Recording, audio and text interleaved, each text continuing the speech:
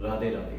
आज के स्टडी, आज का डिस्कशन है जो रेमेडी पे, वो होगी घर की जो पहली रोटी है वो हमें निकालनी चाहिए और उसका क्या कैसे करना चाहिए, दान कैसे करना चाहिए। पहले के लोग क्या थे कि जैसे सोसाइटीज़ में पहले के लोग नहीं रहते थे, तो पहले के लोगों के बड़े बड़े घर हुआ करते थे, तो जानवर भी पालते थे या बाहर जो जानवर आ रहे हैं उनका भी ख्याल रखते थे। लोग गाँव में रहते थे या बड़े घरों में रहते थे, तो जानवर भी थे लोगों के घर में। और तो लोगों के दूसरे लोग जिनके बड़े घर है उनके भी जानवर थे, तो लोगों का एक कनेक्ट था जानवरों के लिए। तो घर की रोटी वो गाय के लिए, कुत्तों के लिए निकालते थे।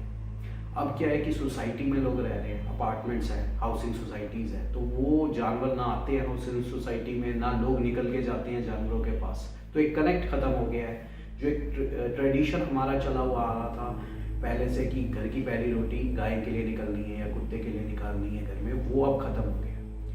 अच्छा, अब इसका जो नुकसान ये हुआ है कि गाय की रोटी जो एक घर की पहले निकालते थी औरतें, उससे सारी प्लैनेट्स बैलेंस्ड रहते थे। अगर आप गाय के लिए रोटी निकाल रहे हैं, कुत्ते के लिए, घर में जानवरों के लिए पहली रोटी निकाल रहे हैं, तो उससे बैलेंस बनता था घर की एनर्जी का। घर में अगर वास्तु दोष भी है, तो अगर आप गाय को रोटी खिला रहे हैं तो वास्तु दोष को भी कंट्रोल करती थी पॉजिटिविटी। लोगों के तो घरों में गाय थी। अब लोग ये कनेक्ट नहीं है लोगों के साथ, जानवरों के साथ, ना तो वो ध्यान।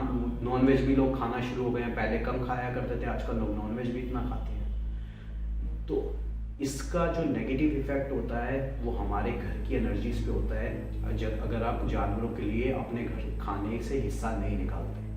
तो इसलिए क्या करना चाहिए, आपके घर के आसपास अगर गाय नहीं है, कुत्ते है, स्ट्रे डॉग नहीं है जिनको आप रोटी निकाल के दे सके, तो रोज की एक रोटी के हिसाब से एटलीस्ट महीने में एक दिन आप बांध दीजिए। जैसे अमावस्या वाले दिन, महीने में अमावस्या वाले दिन आप चले जाइए किसी गौशाला में, नेट पे सर्च करिए, आसपास में पूछिए, हर घरों के सोसाइटी के आसपास कहीं थोड़ा इधर उधर दूर में गौशाला होती है। तो अमावस्या वाले दिन जाइए, 30 रोटी लेके चले जाइए।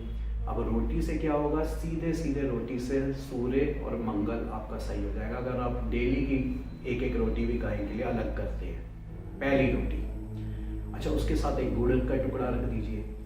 तुलसी की जो पत्तियां होती है उसमें से एक पत्ती निकाल के जरा सा टुकड़ा उसका भी करके ऊपर रख दीजिए। बस तुलसी से क्या होता है कि जो रोटी होती है, जो खाना होता है, जो भोजन होता है, वो शुद्ध हो जाता है। तो एक तुलसी का पत्ते का टुकड़ा, रोटी हो गई, गुड़ का एक टुकड़ा लीजिए, रख दीजिए। रोज तो रोज करेंगे तो बासी हो जाएगी, तो एक ही दिन सुबह बनाइए 30 रोटी। ये सारा सामान पैक करिए, गौशाला जाइए, गौशाला में बहुत सारी गाय होंगी, आप सबको खिलाइए।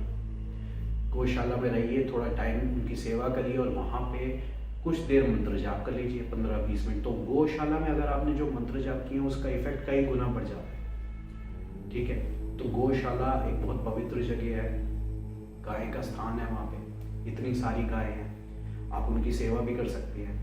और वहाँ पे आप ओम भूर्भुवः स्वः अपना गायत्री मंत्र का जाप करिए 15-20 मिनट और घर आ जाइए। तो महीने भर में एक दिन तो निकाल सकते हैं। एक दिन निकालेंगे तो कितने सारी प्लैनेट, कितनी एनर्जी को आपकी बैलेंस करेंगे घर में। आपका सूर्य सही होगा, आपका मंगल सही होगा, बुध सही होगा, आपका शुक्र सही होगा, 4 प्लैनेट का डायरेक्ट इफेक्ट होगा। और अमावस्या वाले दिन जितना भार है आप पे नेगेटिविटी का, वो भी खत्म होगी, कटेगी वो नेगेटिविटी। तो महीने में एक दिन तो निकाल सकते हैं, तो ये बिल्कुल करना चाहिए। आज के लिए इतना ही। राधे राधे।